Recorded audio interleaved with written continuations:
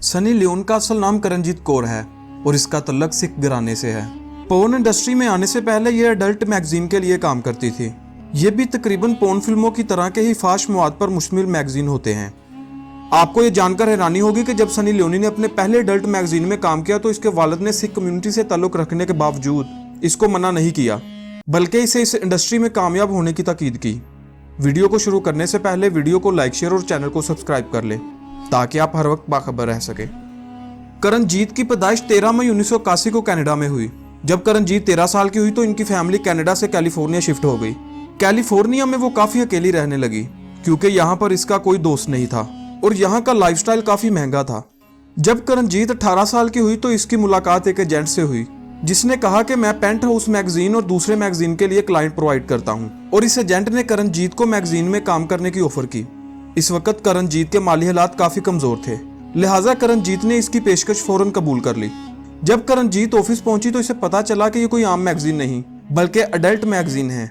इस काम के लिए करणजीत को $15,000 ऑफर किए गए। करणजीत इससे पहले बेकरी और टैक्स एंड रिटायर फर्म में काम कर चुकी थी। करणजीत को यह एहसास हुआ कि इतने पैसे तो वो एक साल में भी नहीं कमा सकती, लिहाजा करणजीत ने इस अडल्ट मैगजीन के लिए शूट किया और उसने अपने भाई सनी सिंह को सब बता दिया और ये भी बताया कि अब उसका स्टेज नेम सनी लियोन है। सनी सिंह ने इस सारे मामले में सनी लियोन को सपोर्ट किया।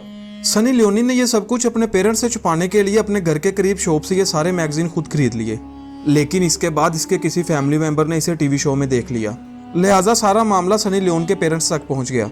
ये सब कुछ करणजीत के पेरेंट्स के लिए बहुत परेशान कर देने वाला था। इसके बाप ने इसे सिर्फ इतना बोला, ये रास्ता तूने अपनी मर्जी से चुना है, अब इसमें कामयाबी हासिल करना। सनी लियोनी का तल्लक क्योंकि सिख कम्युनिटी से था और सिख कम्युनिटी में इस बात को बहुत बुरा माना जाता है, लिहाजा सनी लियोनी के तमाम रिश्तेदारों ने इसे कॉन्टैक्ट खत्म कर दिया। अडल्ट इंडस्ट्री के इस सफर में सनी लियोनी की मुलाकात डैनियल वेबर से हुई। डैनियल वेबर एक म्यूजिशियन था। डैनियल वेबर ने भी सनी लियोनी के साथ अडल्ट फिल्मों में काम किया। इसके बाद दोनों ने डिसाइड किया कि वो अपनी खुद की अडल्ट कंपनी बनाएंगे, लिहाजा दोनों ने अपनी अडल्ट कंपनी बना ली। सनी लियोनी की माँ एक अल्कोहलिक थी।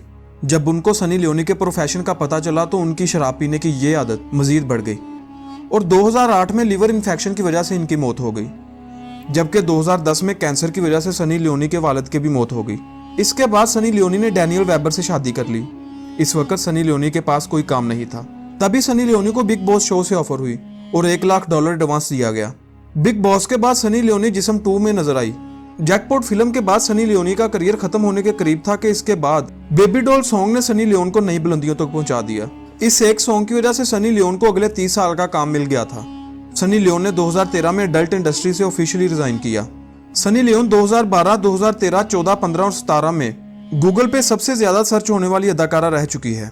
सनी लियोनी ने बहुत सारी पोर्न फिल्में बनाई, लेकिन इन तमाम फिल्मों में इसने अपने शूट्स अपने हस्बैंड डैनियल वेबर के साथ रिकॉर्ड करवाए। जब सनी लियोन भारत आई तो इस वक्त इसे कोई भारत में घर रेंट पर देने के लिए तैयार नहीं था। इसके खिलाफ बहुत सारे एहतजाज हुए, बहुत सारे केस फाइल किए गए, लेकिन इससे बढ़कर कुछ ना हो सका। आपको ये सुनकर हैरानी होगी कि सनी लियोन ने भारत आने से पहले अमेरिका के मेन स्ट्रीम मीडिया में काम करने की कोशिश की, लेकिन वहां से इसे इसके पोर्न करियर की वजह से निकाल दिया गया। उसके बाद इसको भारत में लॉन्च किया गया। भारत में सनी लियोन को किस एजेंडे के तहत लाया गया है और इसके पीछे किस शैतानी तंजीम का हाथ है, यह हम आपको अपनी अगली वीडियो में बताएंगे। अगर वीडियो अच्छी लगी हो तो वीडियो को लाइक, शेयर और चैनल को सब्सक्राइब करें और कमेंट सेक्शन में अपनी राय का इजहार जरूर करें। खुदा हाफिज।